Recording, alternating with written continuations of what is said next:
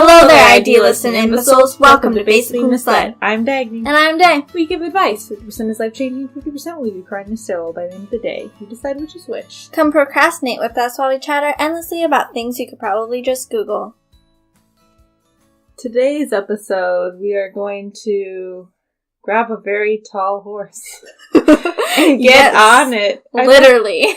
I've actually, now I'm just thinking about that. If you're getting on your high horse, is that like a specifically tall horse, or is that like any horse, or is the horse always a metaphor? So, I mean, it's like getting on your soapbox. Is it always a soapbox? No matter how big or small that soapbox is? Yeah, because it doesn't specify a size soapbox. Or is it metaphorically a high as well? horse is like... That's a tall horse. Maybe any horse that's not a pony. That doesn't seem right. Maybe it's like Horses a stallion. Like a workhorse. Horses kind of freak me out. Yeah.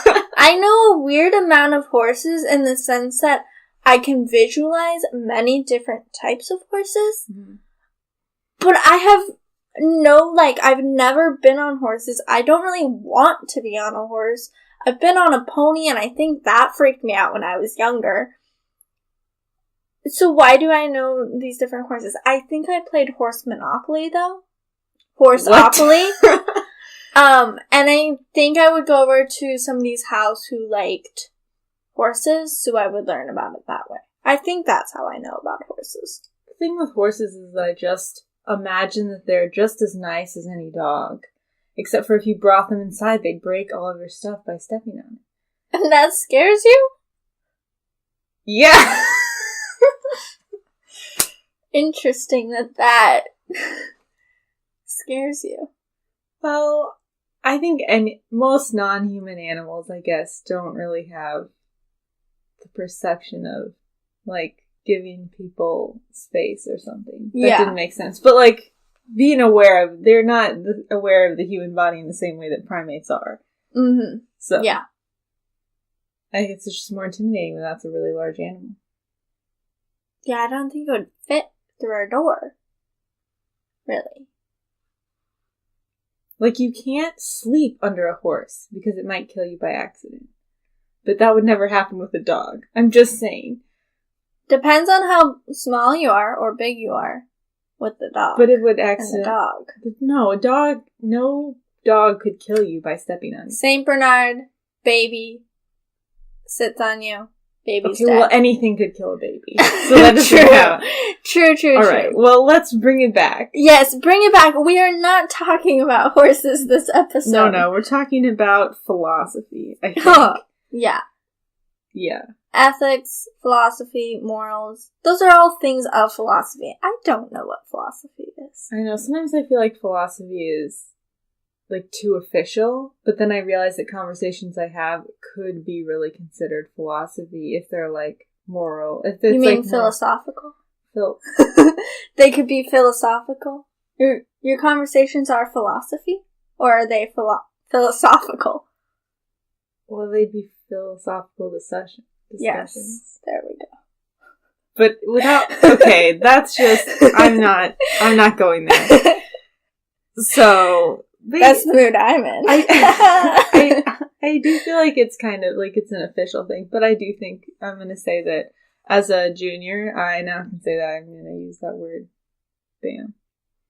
Philosophy? Yeah, I can use the word philosophy. Woo!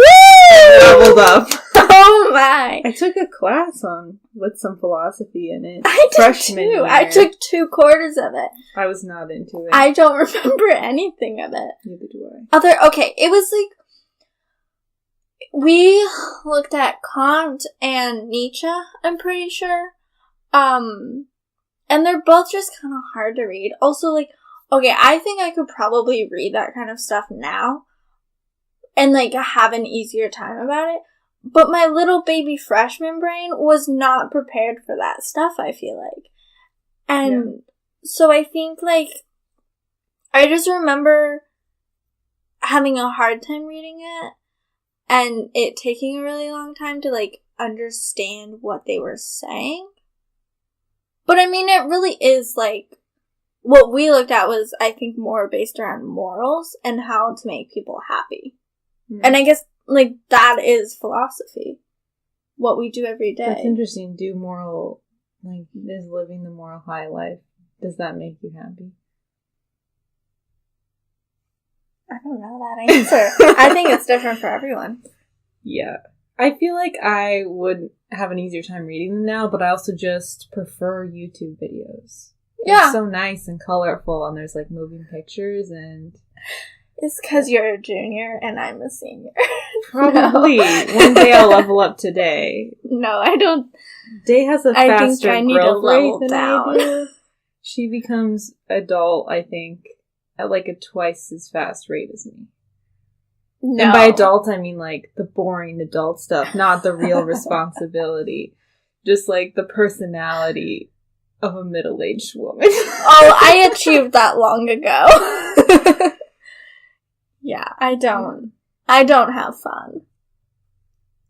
You know, I don't know, like, if there's some sort of board somewhere that's like, this is what a liberal arts education is, but I do feel like kind of getting into this subject a little bit is at least an essential part of, I think, like, an evergreen program. Yeah. And maybe that's just, like, the nature of having seminars, if you're discussing things, like, this kind of thing tends to come up. Right. And so... I think that's interesting because I guess I wonder what it would be like, how people live their lives different if they haven't sat around thinking about what's right and wrong. And maybe everyone does that, but like, does doing it in an academic setting like really improve your like sense or your conclusions? Like when you're talking about things that really no one has the answer to, like does sitting around talking about it make you slightly less wrong, or you just kind of can articulate your thoughts maybe more on it? But you know what I'm saying? I think so, yeah.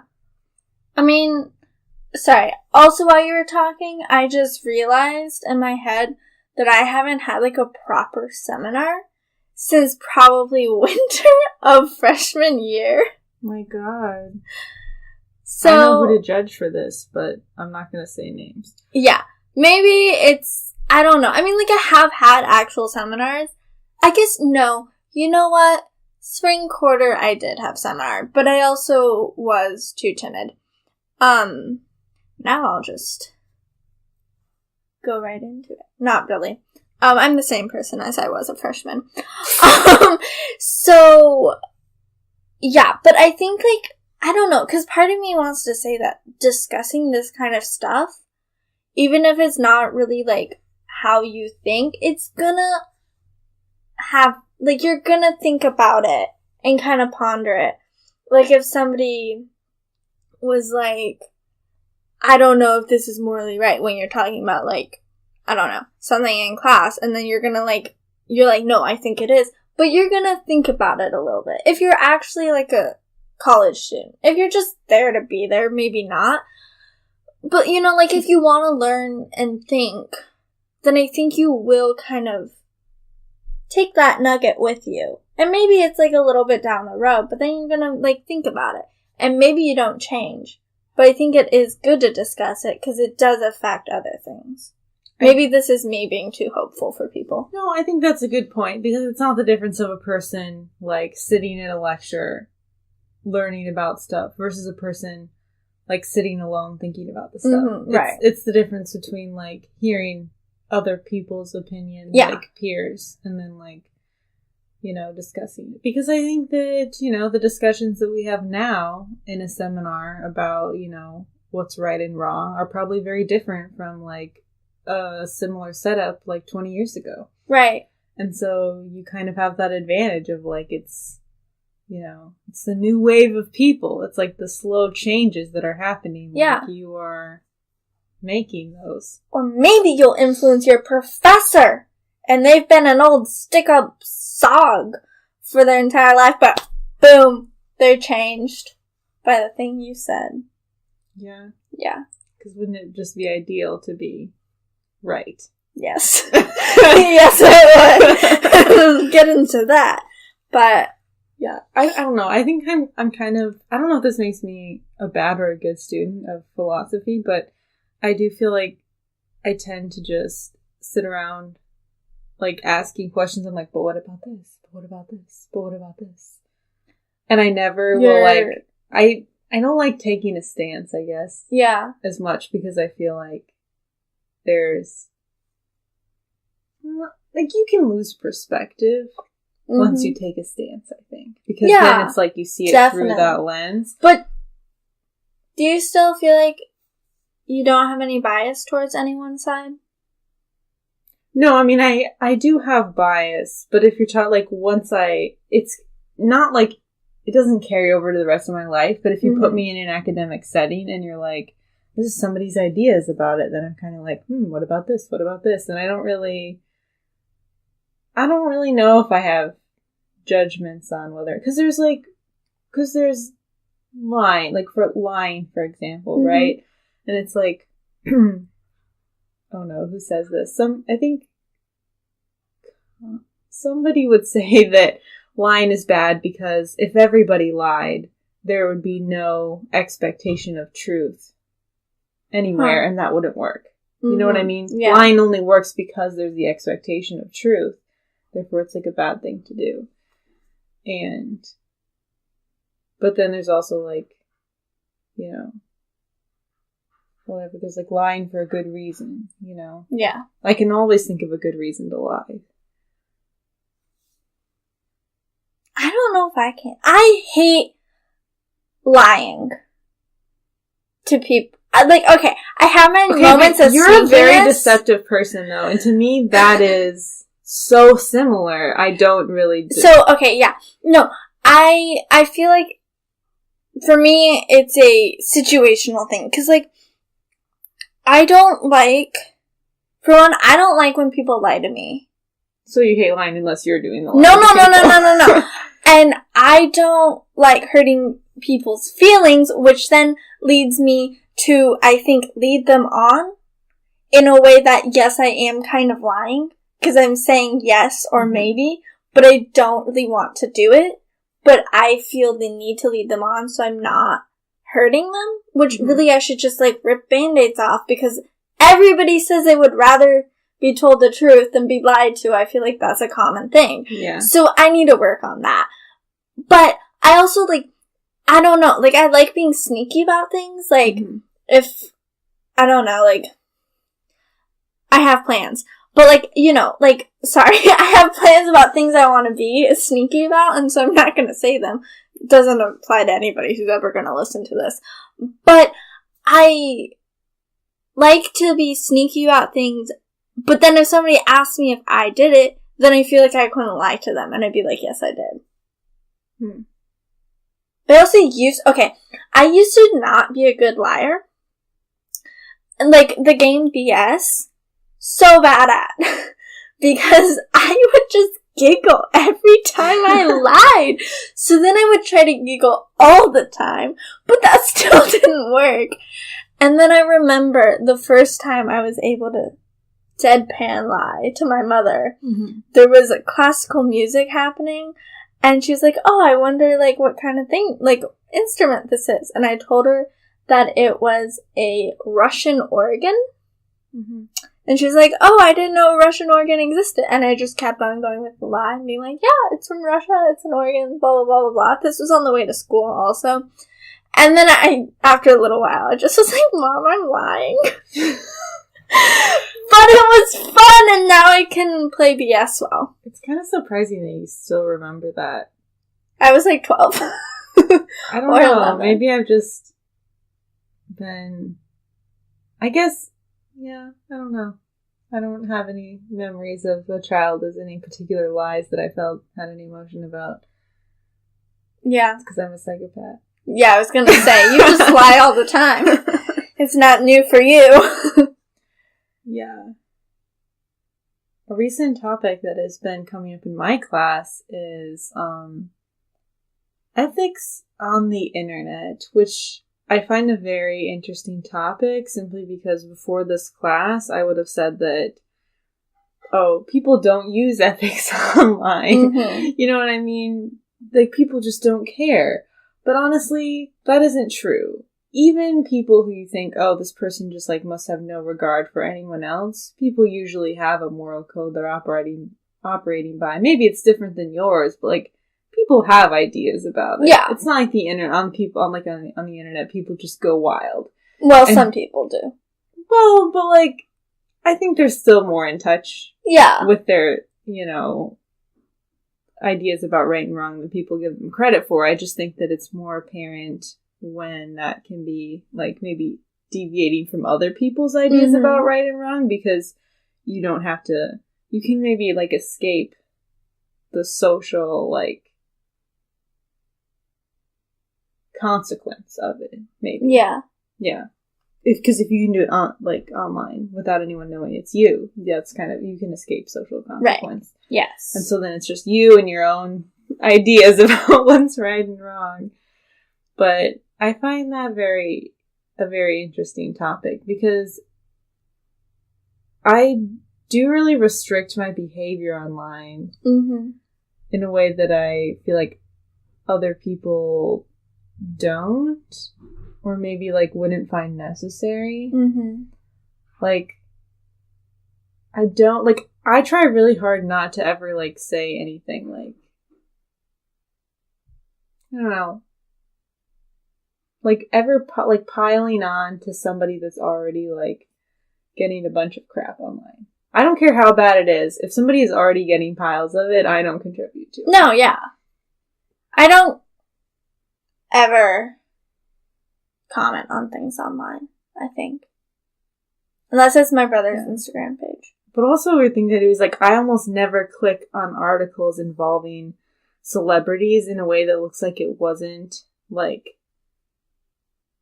a very, like, public interview. Like, if it's something made up of, like, speculation of a bunch of stuff, I never click on those because I feel like it's just, like, very gossipy and invasive, and it, like, you know, gives money to people who, like, want to pry into other people's lives. Ugh, I love the gossip, though. I know, like, you read things and you tell me that, and I'm just like, geez. I mean, it's kind of interesting to know, but I don't support it. All I do right now, though, like, I just don't look really at articles online.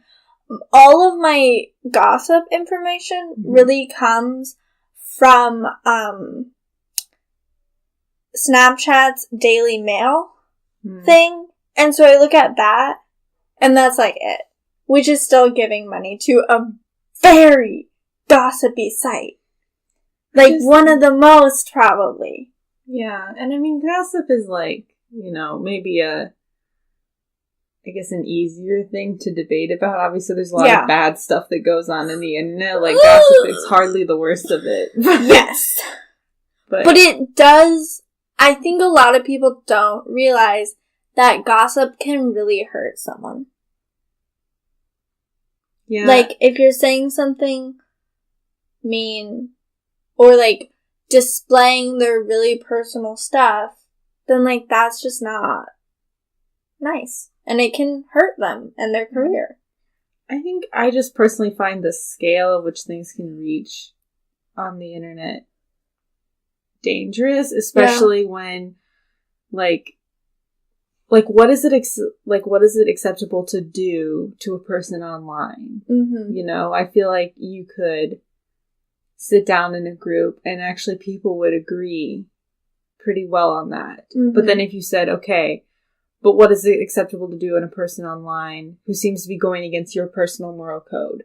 And then I feel like it's all rules out the window. Like, people are like, oh yeah, like, send them hateful messages, like, by the millions. I think that's fine. Right. If they've done something bad, like, crimes.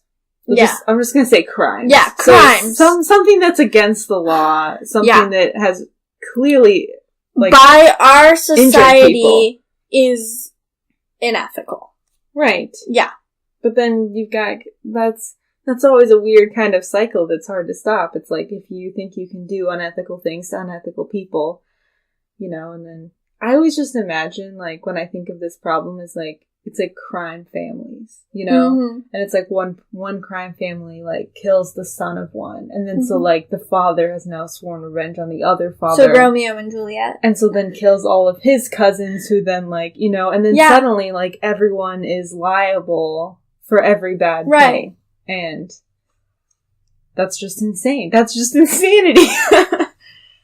It's interesting that you have that side of the ethical thing, because I wasn't even thinking about that side. Because in my class, now this is way more boring ethics, but we talk about, like, ethics in the counselor role, but also, there's a lot of, like, gray water, I guess. Gray matter. Let's use a psychological term. Gray matter. It's not really psychological. Usually it's a gray area. I'm not sure what this gray water situation is. That's what it is. But we're going to use gray matter. Like a newspaper water. Why does it make me so happy to use the term gray matter? It's really not relevant to this conversation. No, but it's about brain stuff and we're talking about psychology now, lady. Exactly, so if it relates, it's like even more reason not to use it to confuse people. Look at that, I have a gray water cup. Let's just go with that. No, we're going with gray matter now. I've already made my thoughts about it. Okay, so it's fine. It's a gray area in psychology, counseling online. So some people for one class, the only notes I wrote was Skype is not secure. Do not have a therapy session over Skype. It is not secure. Because there's a lot of issues with that. Like, people can see your, like, hackers, whatever, random people just filing through stuff, could potentially see records. They could see you having your therapy session. Texting is a gray area because, like, most phones aren't, like, encrypted and secure. So, like, if you're texting, well, also, that's just, like, that's a danger zone, texting, I think.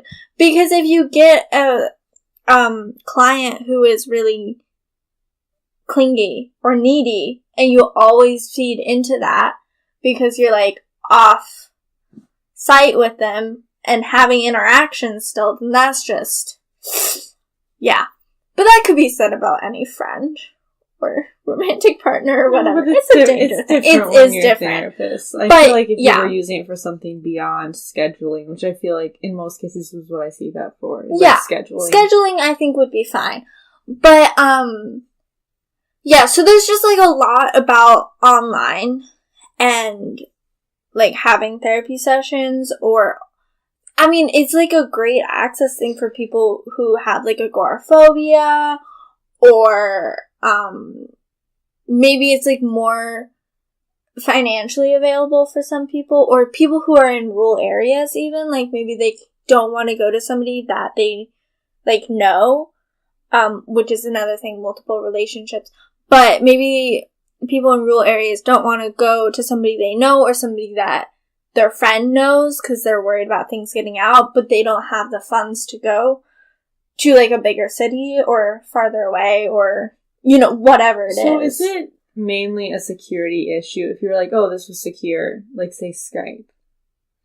Or is there other issues about, like, being an online presence to help somebody who may be going through something, like, very intense? Well, I think, like, because it seems like a security issue is something that could eventually be fixed somehow. I think that you can lie on the internet more. You can be more deceitful. So I think it could potentially be harder to tell somebody's really, people can lie, but, I think there is more risk for people being vulnerable and trying to find somebody, and then that somebody could not actually be qualified. Oh, like, it's harder to vet the therapist. Yeah. I think that could be a thing. Also, there is, I've read, I think we talked about it also, it's, doing Dual. So meeting in person for like at least 3 sessions and then seeing if it would actually work out.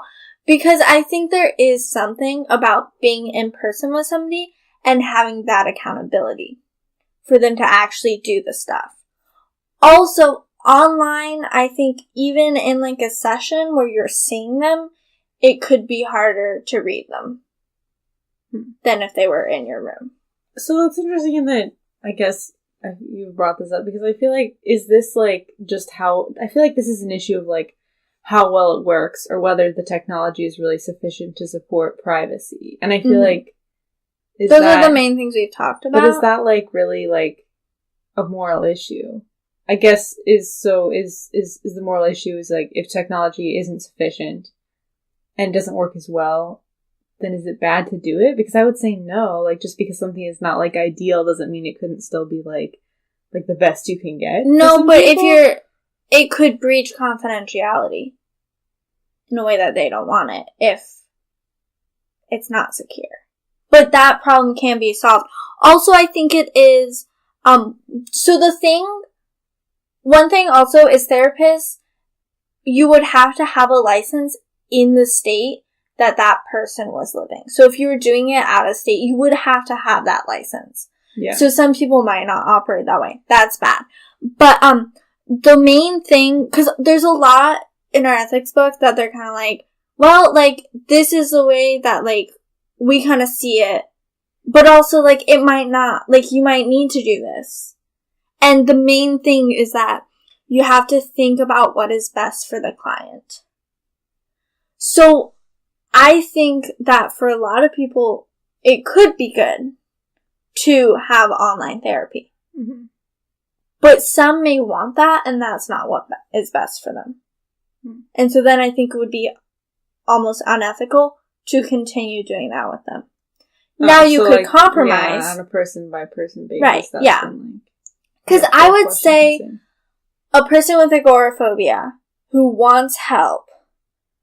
Agoraphobia, for those who don't know, is that somebody who has a fear of, like, crowds leaving. It's not that they have to stay in their house, per se, which is the typical thought of that, is, like, they're afraid of the outside world. But it's more they're afraid, they have, like, an intense fear of being either, like, in big crowds, of being on buses, being in stores, things like that. Like, it can also, yeah, okay, we won't get into too much of it. But, so somebody with that and wants help so they do not, like, so they can leave their house. It might be good to start with online stuff, or maybe, like, visiting them, which is also ethical, unethical, like, borderline thing. But, yeah. So if they continue to not want to leave their house, then that's not healthy to just, like, be feeding into helping them, but not having them actually work on going out. Yeah, so I guess it's, like, a main thing with therapy ethics is controlling people's perception of their relationship with their therapist and making sure that and only being a therapist if you can tell you're actually being helpful. Yeah. So it seems like about that. I have a question that I just thought of while you were saying this. Yes.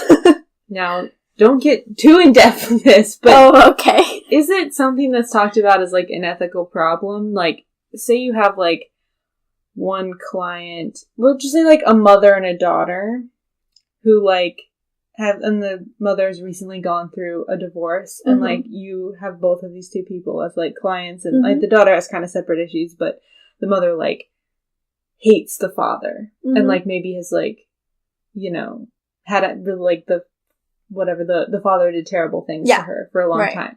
Now, is it unethical to take the father also as a client, or do you just be like, oh yeah, no, therapists have learned being totally objective, and that wouldn't affect their care? Because I'm just thinking about this, like, not having really, like, studied it, I'm like, that would be unethical. Like, I don't care if you think you can do it. Yeah. I don't know if you could. I think that something I'm just realizing, and also I knew before because it's just the kind of person I am, is that being unbiased is very hard.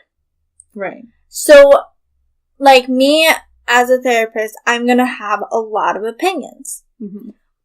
But it's my job to not voice those opinions. Yeah. Now, it would be unethical for him to come to me and me to just turn him away. But I probably would be like, I'm sorry, but I cannot take you on with the workload I have. And I would have like a session with him and be like, okay, let me see who can help you better. Right. Or I might tell him, like, I already have your ex-wife and your daughter with me, and I don't think it would be good for either of us for me to take you on as a client. Yeah. But it's unethical to just turn people away. Right.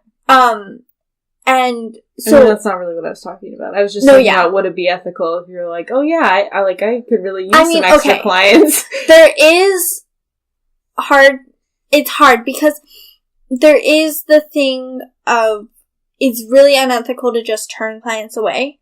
But if you had really strong feelings against him because of what your client had talked about, then yeah. Yeah. That's what I was kind of, thinking of. Does that ever, has that ever come up as a thing? Or is that just that example hasn't come up. Yeah. We more talk about people turning clients away because of religious views. Or, because of their sexuality. Yeah. Or... if you have I know therapists, right, they try to be unbiased, but if you truly have a belief that, something that the client does is wrong, do you talk about that as, then you should turn them away? Because, even trying to be unbiased, it seems like that would be a terrible thing to do, to put yourself in a position of helping them when you knew that truly you weren't okay with something usually, what is discussed is that you should try to get past that. Mm-hmm. So say that they're, horrendous example, they accidentally ran over a cat and have no issues with it. Mm-hmm. I would take offense to that. I would take offense to it being any animal, but I feel like cats are the most likely ones. Right. Maybe it was their daughter's cat, and they're like, huh, Fluffy left, whatever. Or they just told their daughter that, and she's 2 and traumatized now, and I have to counsel her as well. But, and I am, really offended by that. Maybe it was my cat, but I can't say. Things like that. Then what you're supposed to do is talk to your colleagues. Talk to your supervisor. Talk to somebody about it. See if you can work through it. See if maybe you need somebody to come in and, talk with you to them. I don't know, observe you with them to see if you're a good fit. Mm-hmm. And then if that doesn't work, then you have to be like, hey, look, I can't continue seeing you. Here are all these other options. Yeah. Yeah. Yeah. A thing I also think about is, the idea that feeling like you're doing the right thing it's kind of like a pleasurable experience, for lack of a better phrasing right now. And so when I think about there's a political divide at Evergreen. Yeah. Let's just, say that, okay? There's a strong political divide at Evergreen. Recently in our, seminar discussions, this has kind of been brought up a little bit about, the ethics. Because, if you start in on, internet ethics, we haven't really gotten to a place where it really feels like there's some group being attacked and some group not being attacked. Everyone goes online. We're not really, you know what I mean? It's a pretty, even thing. But it was kind of, brought up in one of my groups about how people don't really feel comfortable talking about certain types of ethics because they just feel, attacked. Which is really sad because I think that, that is, an important part of college, an important part of, being a person, and being able to, talk about stuff. Mm-hmm. And I just, I guess I just wonder if people know this. And I mean, I've definitely also, like, been victim to it. Like, totally. It's that when you feel like you have, like, even if something bad is happening to you, if you feel like you have the moral, like, high ground in the situation, like, that is a good and, like, possibly addicting experience for you. Yes. To be like, this is right. Like, you know, it's like, stick it to the man. Like, I am, like, you know, just this crusader for this really important cause. Yeah. And if you think you're right, then it's a good experience. Yes. Yeah. Yeah. Maybe that's why they call it the high horse. The high. Oh, they're high. Wow. Off of being right. Do you feel like you have times when you look back and you're like, oh yeah, I just was happy about being right and I was not. I mean, okay, that's me as a person. I like being right. I like being correct, and I like knowing that I'm correct. Yeah. Like, when people, okay, so somebody, like, I don't know, asked me something the other day, or was like, you know, like, we were talking, and then they were like, I don't know if it's this way or that way. And I was like, oh, it's that way. And then they, like, looked it up and they were like, oh, yeah, you're right. I'm like, of course I am. Like, yeah. That's just my response to it. I feel like you get a little bit like that, even just I get a little too cocky. Something about work. But it's not being cocky. It's, like, enjoying that, like, that you're right and somebody else is wrong. But, like, it requires somebody else to be wrong to have that feeling of, like... Well, or just not be as competent as me. Because they might not be wrong, but I'm like, you have to ask 5 times? Like, no, just do it once. Learn how to do it.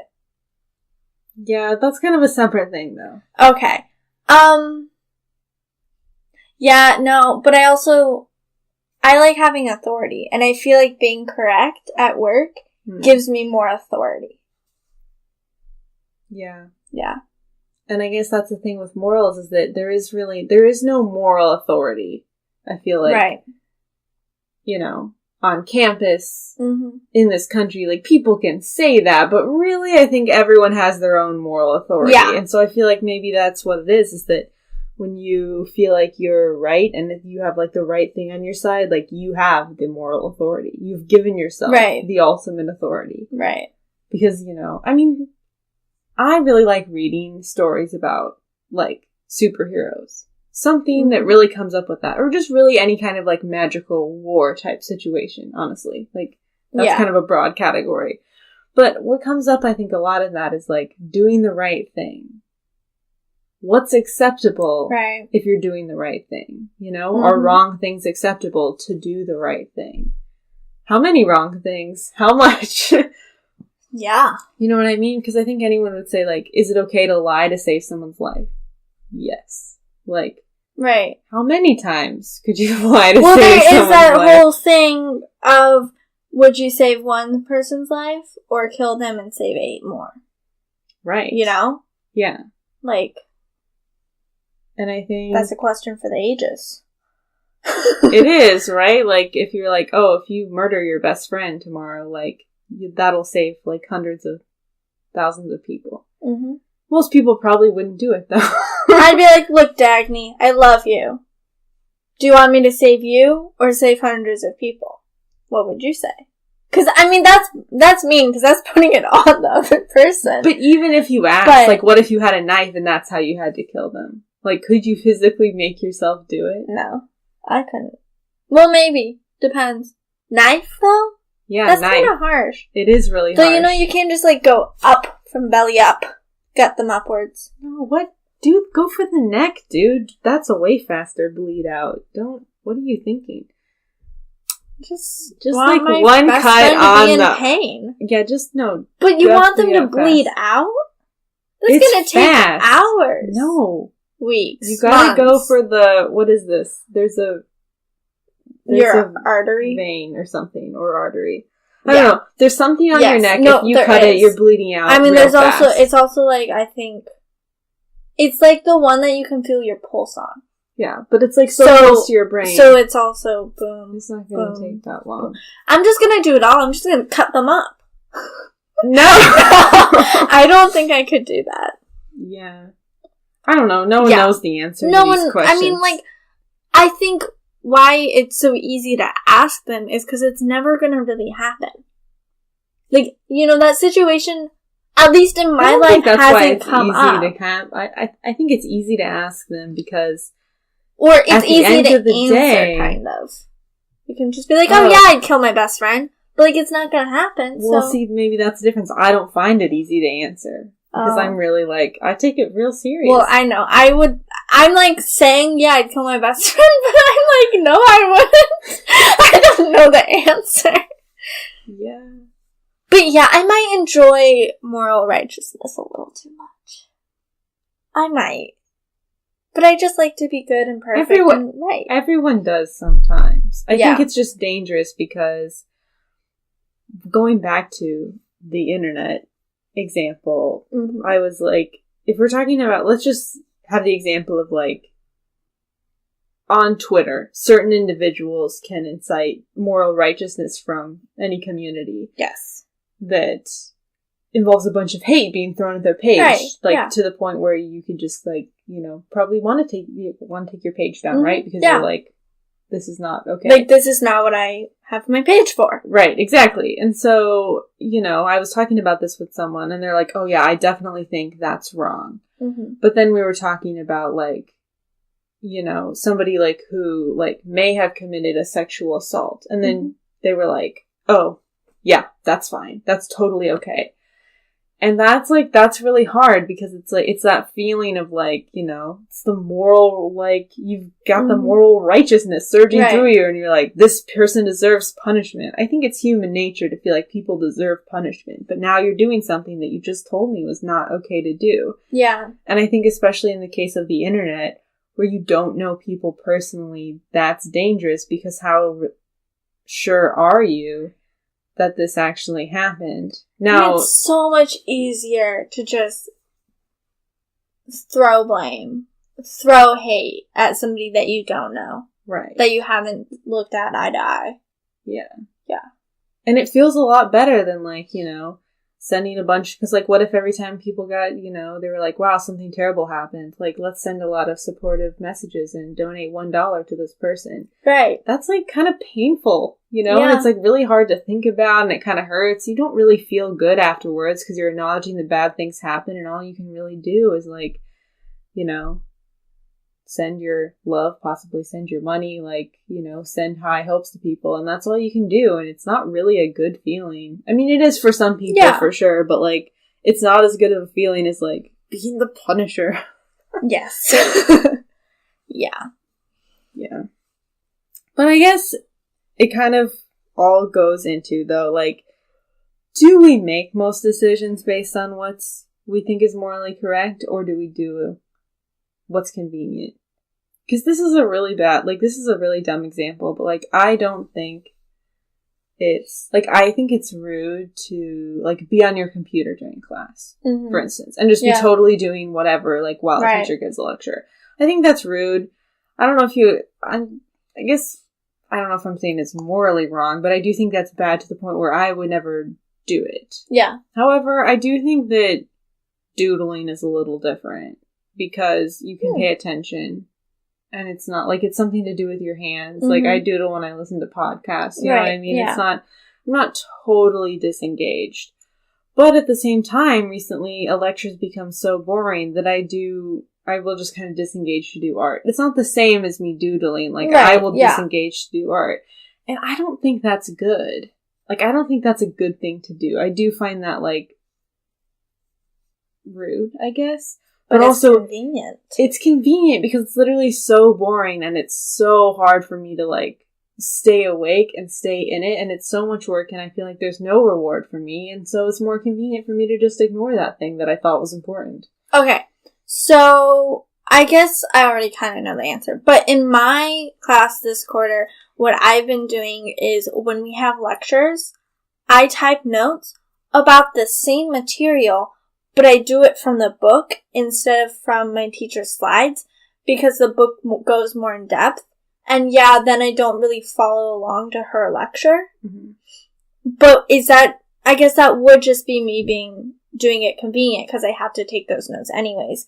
But I'm still on the same subject as her.